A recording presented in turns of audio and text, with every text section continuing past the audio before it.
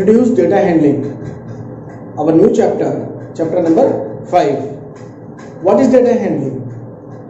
तो data handling आपने 7th class में भी पढ़ी है. So data handling क्या होती है?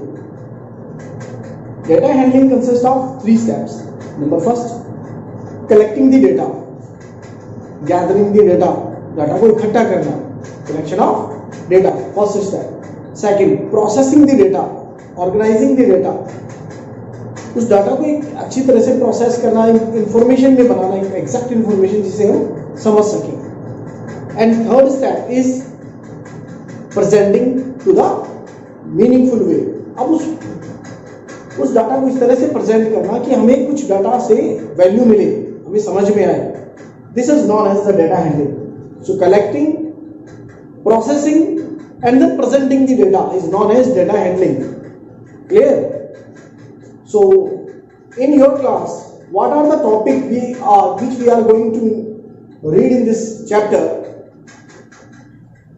जो भी टॉपिक हम इसमें पढ़ने वाले हैं, we are going to study one by one here.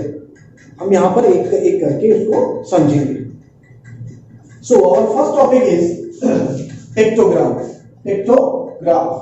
ये पिक्टोग्राफ क्या होता है?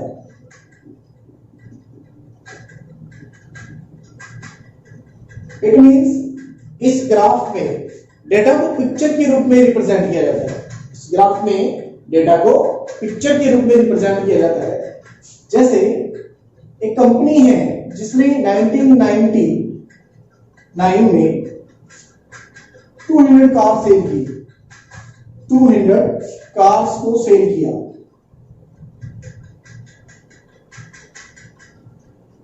2000 में उसने 100 कार्स को सेल किया. 2001 में उस कंपनी ने 4400 कार्स को सेल किया. तो पहले ईयर साल में उसने 200 कार सेल की, सेकेंड ईयर में उसने 100 कार सेल की, देन 400 कार सेल की. सो अगर हम इस डाटा को हम पिक्टोग्राफ की हेल्प से रिप्रेजेंट करना चाहें तो कैसे रिप्रेजेंटेशन करेंगे? हमें क्या करना होगा? We have to make a scale to represent this data. Suppose we have used a picture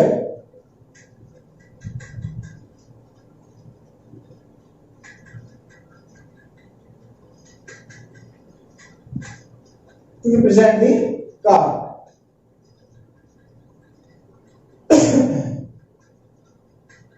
Now this one unit जो हमने डायग्राम बनाया, it will represent 100 cars. अब ये एक यूनिट है, इस एक यूनिट हमारे कितनी कार्स को रिप्रेजेंट करती है? 100 कार्स को. This process is known as the scaling. ये क्या कहलाएगा? स्केलिंग. तो अगर हम इसको रिप्रेजेंट करना चाहें डाटा के रूप में, ग्राफ के रूप में, पिक्टोग्राफ के रूप में, तो हम क्या कहेंगे? एक साइड में तो हम इनको ईयर्स लिख लेते हैं,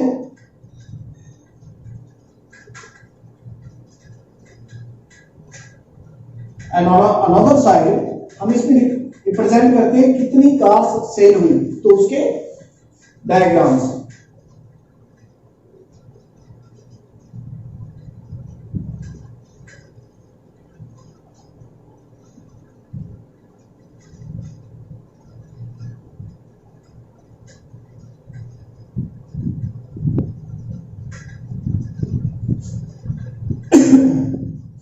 Here we have 200 cars.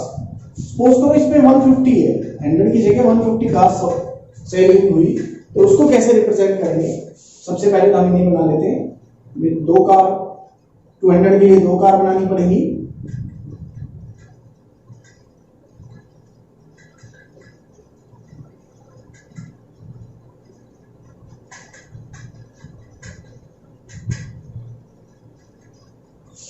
तो 200 कार्स हमारी यहां पर सेल हुई 1999 में.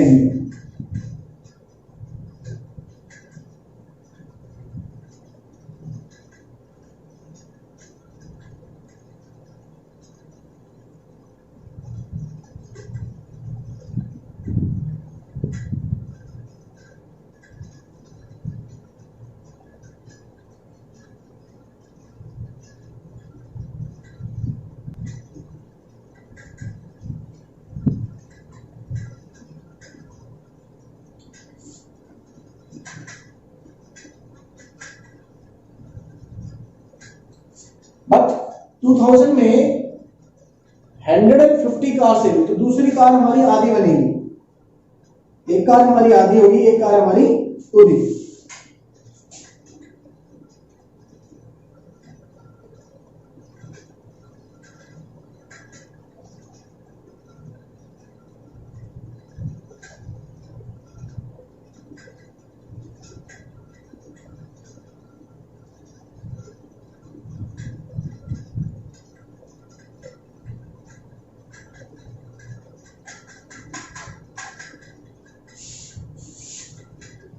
So 50 plus 100, 150 cars solved हुई। फिर 2001 कितनी कार सॉल्व हुई है? 400। हमें इसी तरह 4 कार्स और बनानी पड़ेंगी।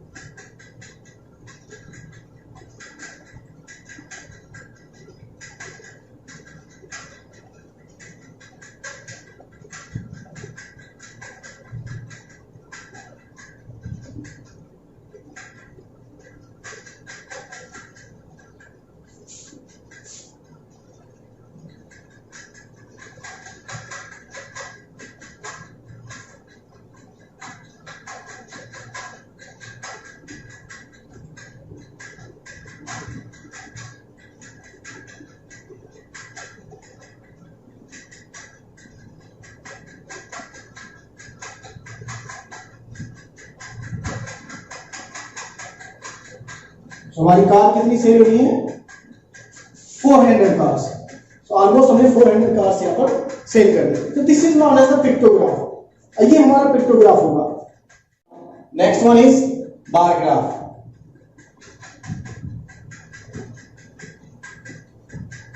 अब बार ग्राफ में डेटा को बार के रूप में रिप्रेजेंट किया जाता है।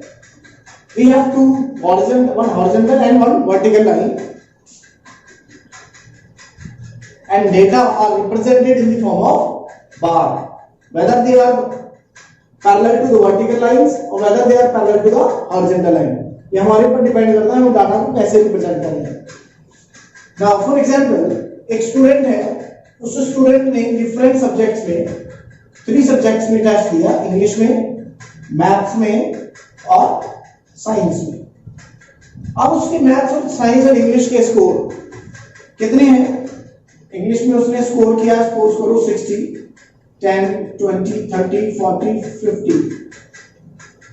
50 स्कोर किया ऑलमोस्ट इंग्लिश में। मैथ्स में स्कोर किया उसने 60, 70, मैथ्स में स्कोर किया उसने 70, और साइंस में उसने स्कोर किया है 35। सो अगर हम डाटा को रिप्रेजेंट करना चाहें यूजिंग द बार ग्राफ, तो हमें बार के रूप में डाटा को रिप्रेजेंट करना होगा। क्लियर? हम डाटा को इस तरह रिप्रेजेंट करेंगे, आगे जो हम पढ़ेंगे बार ग्राफ के बारे में। क्लियर? तो इस तरफ हमारे पास क्या हो गए? ये सारे मार्क्स 10, 20, 30, 40, 50 मार्क्स, और इस तरफ हमारा क्या हो गया? ये सब्जेक्ट। ये सारे क्या है? हमारे सब्जेक्ट। अब इस डाटा को हमें रिप्रेजेंट करने के लिए ये भी याद रखना है कि जैसे ये डाटा है, हमने इसे 35 लिया, क्यों? क्योंकि ये इस रेंज में लाई कर रहा है, ना 30 ना 40, 30 और 40 के बीच में, तो हमें इसे हाफ करना होगा। क्लियर? सो ये भी हमें ध्यान रखना होता है for in the bar graph. Clear? Now come to the next point.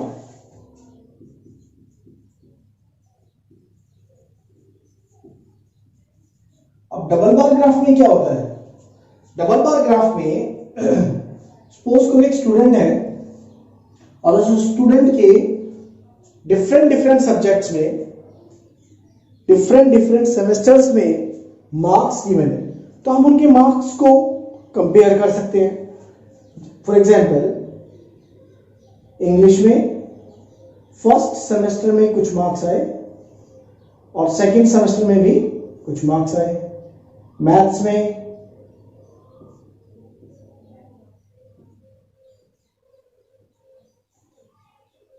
50 marks के टेस्ट में मैथ्स में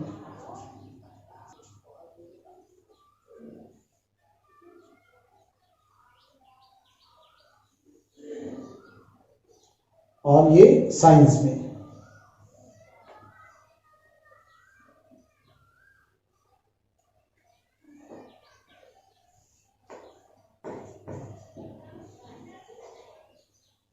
यहां पर मार्क्स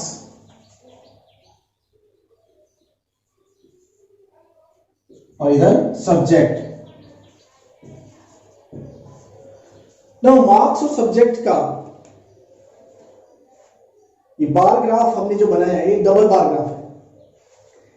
अब इसमें डबल बार ग्राफ में हमने डाटा को कैसे रिप्रेजेंट किया। सपोज करो ये एक यूनिट हमारे 10 मार्क्स है, 20 मार्क्स, 30 मार्क्स, 40 मार्क्स और ये 50 मार्क्स। 50 मार्क्स के टेस्ट में 2 सेमेस्टर में इंग्लिश में कितने कितने मार्क्स आए। पहले टेस्ट में आए उसके 45, दूसरे टेस्ट में उसके आए 30 मार्क्स। मैथ्स में पहले टेस्ट में भी 50 और दूसरे टेस्ट में भी 50। साइंस में पहले टेस्ट में उसके मार्क्स आए 25 और दूसरे टेस्ट में उसके मार्क्स आए 40। सो अब हम उनको देख सकते हैं किस सब्जेक्ट में उसके मार्क्स कंसिस्टेंट हैं, किस सब्जेक्ट में उसके मार्क्स डाउन हुए हैं, किस सब्जेक्ट में उसके मार्क्स अप हुए हैं। तो ये कंपैरिजन हम देख सकते हैं किसमें इंप्रूवमेंट हुई है, किसमें नहीं हुई है। So each and everything we can analyse using double bar graph, because यहाँ पे कंपैरिजन करना बड़ा इजी है। हमने देखा इंग्लिश में तो डाउन हुआ है, बच्चा की जो स्कोर है वो इंग्लिश में काफी डाउन हुआ है, मैथ्स में स्कोर कंपेटिबल इक्वल है, and in the science student ने काफी इंप्रूवमेंट की है। Next topic is organising the data. अब डेटा जो होता है हमारे पास रॉ मटेरियल होता है, अब उसे एक इंफॉर्मेशन के अंदर कन्वर्ट करना is also known as organising the data. Suppose करो स्टूडेंट्स के ग्रुप है, हम उनसे ये क्वेश्चनिंग करते हैं कि भाई आपका फेवरेट सब्जेक्ट क्या है, और उसके बेस पर हम उनसे एक डाटा तैयार करते हैं। कुछ स्टूडेंट कहते हैं भाई उनका फेवरेट जो सब्जेक्ट है वो है आर्ट्स, ड्राइंग, क्रिएटिविटी। एक ग्रुप कहता है कि उनका फेवरेट सब्जेक्ट है मैथ्स। कुछ स्टूडेंट्स कहते हैं उनका फेवरेट सब्जेक्ट है साइंस। तो on the basis of this record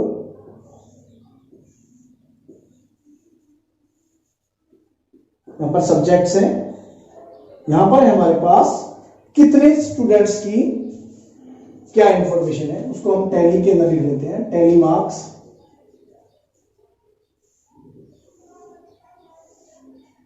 and then the number of the students.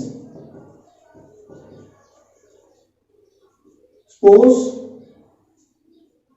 20 students says they like art. भाई 20 ऐसे स्टूडेंट है जो ये कहते हैं उनको आर्ट पसंद है, एंड 15 स्टूडेंट सेज कि उनको मैथ्स पसंद है, एंड 11 स्टूडेंट सेज कि उनको साइंस पसंद है। क्लियर? तो on the basis of this record हम कह सकते हैं कि सबसे ज्यादा फेवरेट सब्जेक्ट कौन सा है स्टूडेंट्स का, arts. Clear? Now what is the tally mark. Tally mark के रूप में हम इसे कैसे लिखेंगे, 1 2 3 4 एंड देन 5, 1 2 3 4 एंड देन 5, 10 हुए, 1 2 3 4 एंड 5, 15, 1 2 3 4 एंड 5, 20। सो 15 भी हम ऐसे लिखेंगे,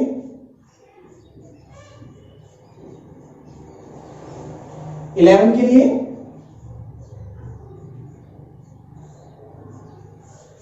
so this is known as the organizing the data. This number of the student is known as the frequency. This is known as also known as the frequency. Now the frequency क्या होता है, the number of times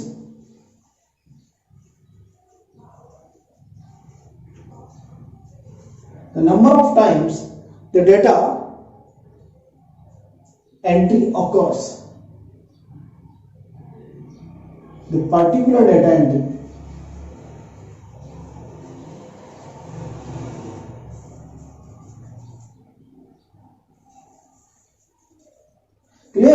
तो हम ये identify कर सकते हैं कौन सा डाटा, कौन सी मतलब डाटा कितनी बार आ रहा है, वो हमारा क्या हो जाएगा, frequency.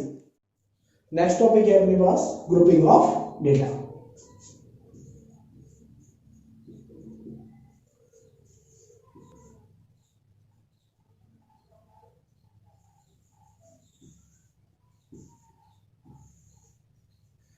What is grouping of data? अब ग्रुपिंग ऑफ डेटा में हम एक एग्जांपल लेते हैं कि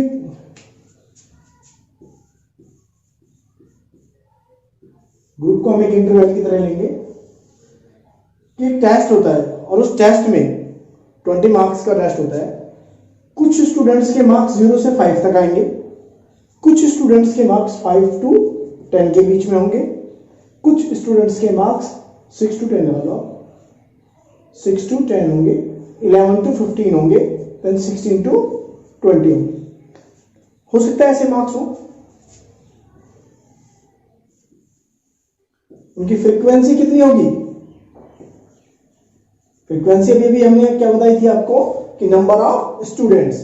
तो कितने नंबर ऑफ स्टूडेंट होंगे जिनके मार्क्स 0 से 5 के बीच में होंगे? सपोज करो ऐसे 2 स्टूडेंट हैं, 6 to 10 वाले 6 स्टूडेंट हैं, 11 to 15 में कितने स्टूडेंट्स हमारे पास? 10 स्टूडेंट्स हैं, और 16 to 20 में हमारे पास 12 स्टूडेंट्स हैं। ठीक है, तो इन डाटा को भी हम किस में रिप्रेजेंट करेंगे? Tally marks. This is known as the grouping of data. 2 को रिप्रेजेंट करेंगे 1 2 6 1 2 3 4 5 6 1 2 3 4 5 1 2 3 4 5 5 5 10 4 5 1 2। Clear? Now this is known as the grouping of data. Grouping of data में हमने ये जो इंटरवल बनाए हैं, this is the different thing. जो हमने अभी पीछे ऑर्गेनाइजिंग द डेटा क्लियर किया था उसमें ये इंटरवल नहीं थे, इसमें यहां इंटरवल होंगे। Clear? So next topic is histogram. What is histogram? The histogram is the graphical representation of frequency distribution of group data. Group data की जो हमारे पास फ्रीक्वेंसी डिस्ट्रीब्यूशन होती है उसको रिप्रेजेंट करना। क्लियर? सो उसको रिप्रेजेंट करने के लिए हम एक एग्जांपल लेते हैं। सपोज करो हमारे पास क्लास में पढ़ाने, स्कूल में पढ़ाने वाले कुछ टीचर्स हैं और उन टीचर्स की डिफरेंट एज है। क्लियर? सो यहां पर हम ले लेते हैं उनकी एज। अब उनकी एज कुछ इस तरह से है कि 20 से 25 इतनी रेंज वाले हमारे पास 3 टीचर्स हैं जिनकी एज 20 to 25 के बीच में है। 25 से 30 के बीच वाले एज वाले टीचर्स हमारे पास 5 हैं। 30 to 35 एज वाले टीचर्स हमारे पास 8 हैं, और 35 से 40 एज वाले हमारे पास टीचर 2 हैं, और 40 to 50 वाले एज वाले भी हमारे पास टीचर कितने हैं? 2 हैं। तो अब इस डेटा को, ये हमारे पास ग्रुप है, इंटरवल है या ग्रुप बोल दो आप, हमने अभी भी पढ़ा था ग्रुप डेटा। और ये हमारे पास क्या है कि फ्रीक्वेंसी। फ्रीक्वेंसी क्या होती है? कितनी बार डाटा अकर हो रहा है, कितनी बार डाटा आ रहा है। अब उस डाटा जो फ्रीक्वेंसी है हमारे उस बार ग्राफ की हाइट बताती है। अब हिस्टोग्राम में से इस हिस्टोग्राम के जितने भी रेक्टेंगल होंगे उनकी हाइट हमारी फ्रीक्वेंसी बताएगी। नाउ सपोज करो कि जो हमारे पास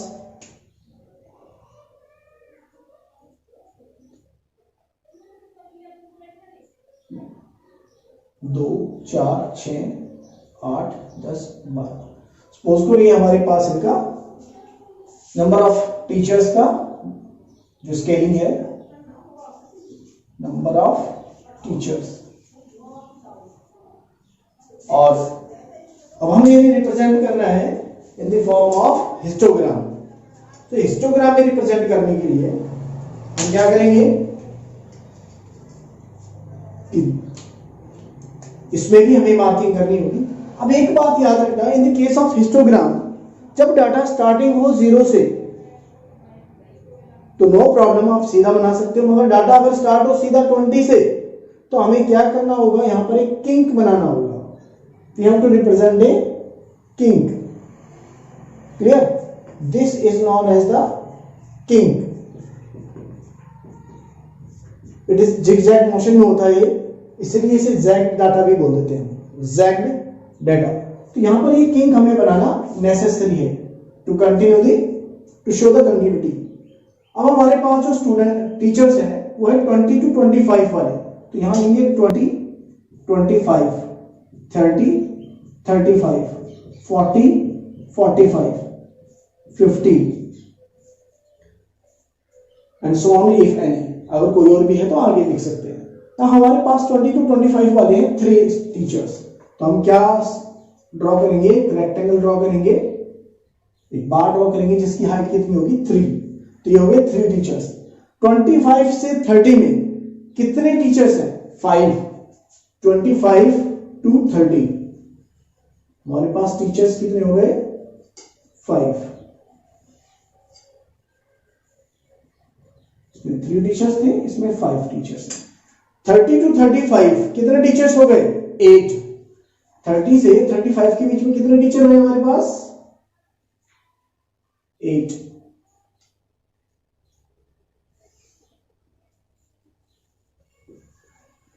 35 से 40 में कितने टीचर्स हैं? 35 से 40 और 5 का इंटरवल लिया है तो यहां थोड़ा गलत है. 45 से 50, सपोज करो 3 मोर टीचर्स हैं हमारे पास, 5 टीचर मोर है.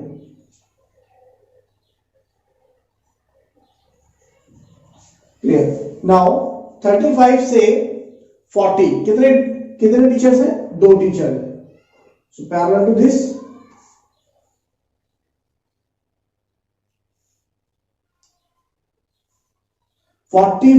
to 45 भी 2 ही टीचर हैं.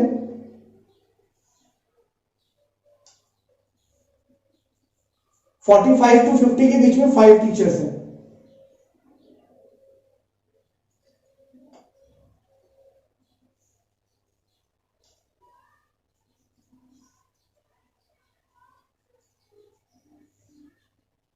So clear? Now this is known as the histogram. जो हमने ये रिप्रेजेंट किया यही हमारा क्या कहलाएगा? हिस्टोग्राम. नाउ हिस्टोग्राम हमने पढ़ लिया, सारे डाटा हमने पढ़ लिए. अब इनके साथ रिलेटेड कुछ टर्म्स हैं जैसे फ्रीक्वेंसी. फ्रीक्वेंसी हमने पढ़ी है. फ्रीक्वेंसी क्या होती है? The number of times the data occur. कोई भी डाटा है वो कितनी बार डाटा हमारे पास आ रहा है. नेक्स्ट टर्म है क्लास साइज.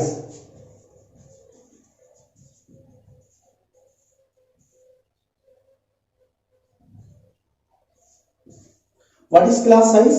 क्लास साइज में होता है कि जो हमारी क्लास है उसका साइज कितना है. तो हम क्या कहेंगे?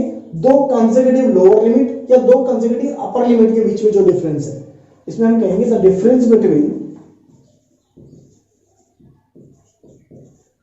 2 consecutive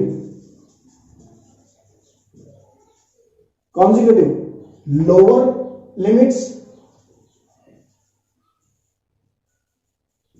or 2 consecutive upper limit. अब इनके दोनों, ये मान लो कि इनकी लोअर लिमिट होती है, इन सबकी लोअर लिमिट ये है, इनकी अपर लिमिट है. तो 2 कॉन्जिक्यूटिव में कितना डिफरेंस है? 5 का. इनमें कितना डिफरेंस है? 5 का. तो इन पूरी क्लास की जो इनकी क्लास साइज हो गया वो कितना हुआ हमारे पास? 5. Clear? Now next is the class mark. अब क्लास मार्क में क्या हो जाता है? नाउ क्लास मार्क होता है upper limit plus lower limit divide by 2. Upper limit plus lower limit divided by 2. This is known as the class mark. Clear? तो यहां तक की डिटेल हो गई. Now come to the pie chart. अब हम देखते हैं पाई चार्ट में क्या होता है. Now come to the pie chart. Now what is the pie chart? Pie chart जिसपे डाटा जो हमारा होता है सर्कुलर फॉर्म में होता है, all the data is in the form of the circle and divided in some sectors, और data किस में डिवाइडेड होता है, सेक्टर्स में।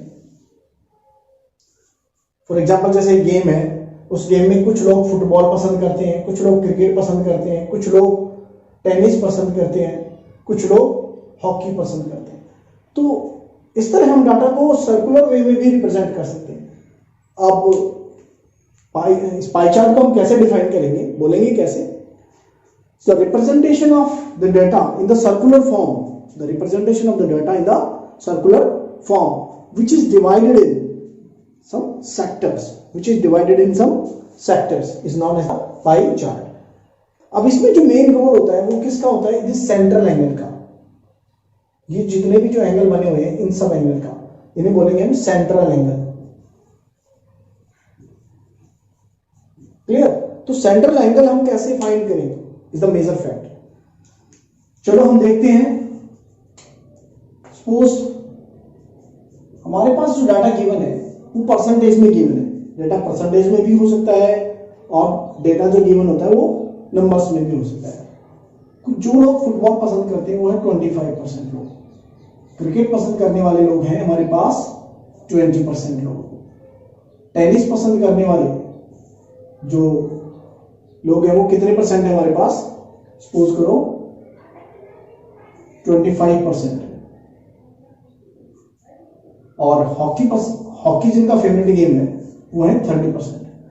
अब हमने ये डाटा गिवन है तो इस डाटा को हम पाई चार्ट में कैसे रिप्रेजेंट करें?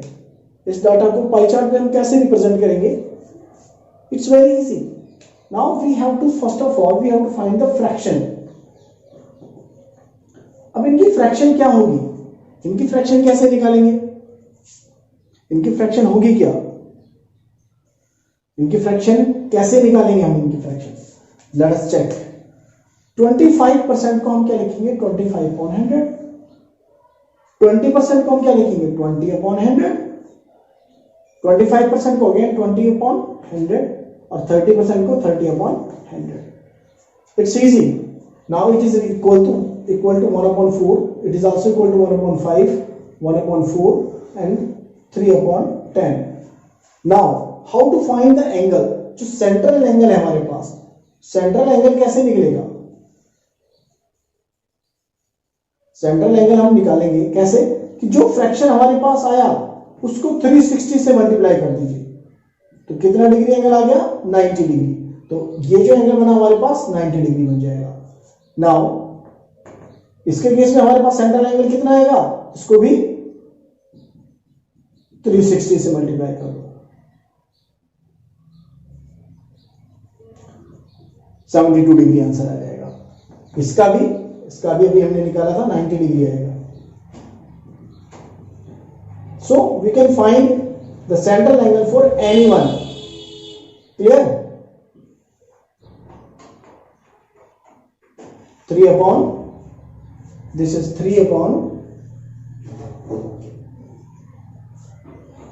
multiplied by 360. It is equal to 108. So each and every angle we can find in pie chart. So now it is easier to draw the pie chart. अब pie chart को draw करने के लिए हम क्या लेंगे? सबसे पहले एक सर्कल बनाएंगे। सर्कल ड्रॉ करने के बाद एक रेडियस लेंगे और then we start drawing the first angle. कितने डिग्री का है? 90 डिग्री का। ये हमारे पास आ गया football. Then we have to make 72 degree with the help of D. हम डी की हेल्प से 72 डिग्री का भी एंगल हम बना लेते हैं। 72 डिग्री, 90 डिग्री। ये हो गया हमारे पास cricket. Now we have to draw 90 degree again. So ये भी 90 डिग्री आ गया। This is tennis players. और जो बच गया वो ऑटोमेटिकली हमारे पास क्या आएगा? 108 degree. Clear? So this is hockey players. So now you can represent each and every data easily. Suppose करो ये डाटा हमारे पास नंबर्स में होता। फॉर एग्जाम्पल इसी के लिए हम दूसरा एग्जाम्पल ले लेते हैं।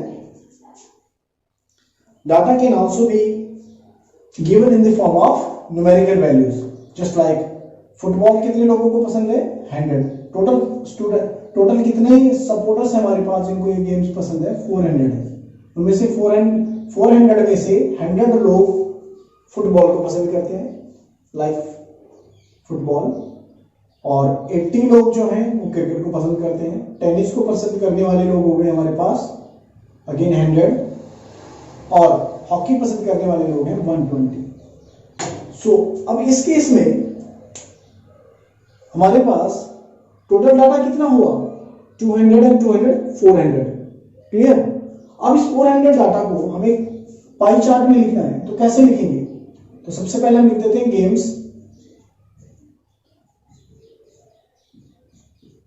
चारों गेम्स हमने लिख दिए, इनकी फ्रीक्वेंसी कितनी है 100, 80, 100 और 120।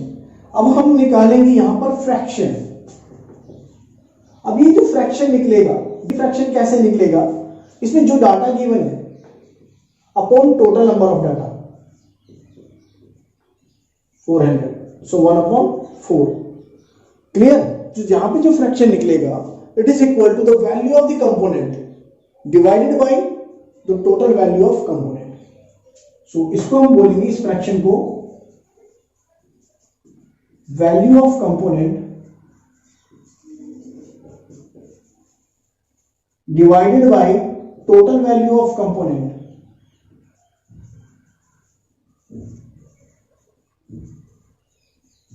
जितने भी कंपोनेंट है सभी कंपोनेंट का टोटल वैल्यू करेंगे, total value of all components.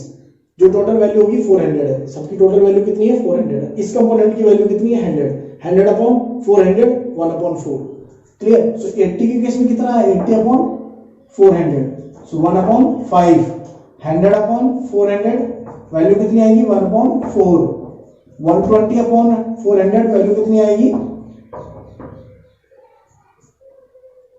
3/10। Now you can find simply the angle between them. Now for the central angle,